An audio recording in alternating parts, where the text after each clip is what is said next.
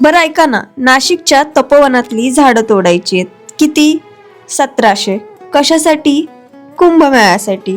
म्हणजे कुंभमेळ्यात येणाऱ्या साधू संतांना राहण्याची सोय करण्यासाठी. तसंच निधी काढून खर्च दाखवायचाही असेलच ना. म्हणजे 60-70 वर्ष जुन्या झाडांना तुम्ही 10 वर्षाचं झाड दाखवताय आणि त्यावरती कुऱ्हाड फिरवतायत. बस करा हो. झाडं म्हणजे तुमच्या भक्तीचे बळी नाही. साधू संत झाडांच्या सावलीतच आनंद मानतात आणि तुम्ही तर ती सावलीच तोडून टेंट उभारताय. आपली संत परंपरा निसर्गाच्या सानिध्यात आणि निसर्गाशी नातं जोडते. म्हणूनच तर तुकोबा म्हणतात ना, वृक्षवल्ली आम्हा सोयरी वनचरे पक्षी ही सुस्वरे आळविती. वाचलं नसेल ना तर पुन्हा एकदा वाचा.